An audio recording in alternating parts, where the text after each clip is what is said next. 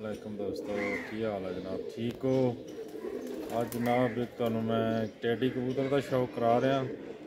ये जनाब मियाँ वाली वाले जड़े एहसन शाह साहब ने उन्होंने भेजे सी 8-10 बच्चे। ये बचपन च जड़ा है जेठ च शाम के करीब बैठता रहा। साढ़े कोल भी स्टैंपां लगवा के माशाल्लाह बहुत उड्या।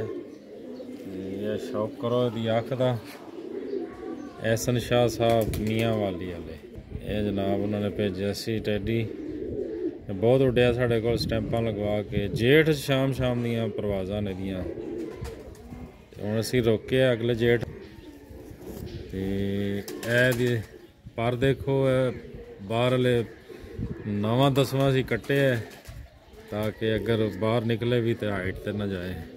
तीली देखो तीली दी शाइनिंग देखो, पर देखो दे माशाल्लाह भरी बगल है। वो प्रेल कबूतर है, यह दुम है जनाब। इसकी परफेक्ट कबूतर है जनाब।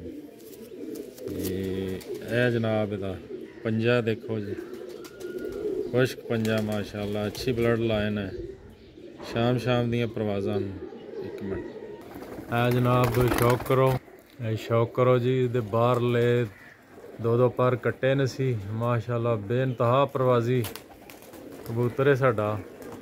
जेठ वास्ते रोके सी, जेठ च लंबियां परवाज़ां उड़दा है। मैं भाइयों दोस्तों ने शौक करवाइए जनाब, जूम कर रहे हैं।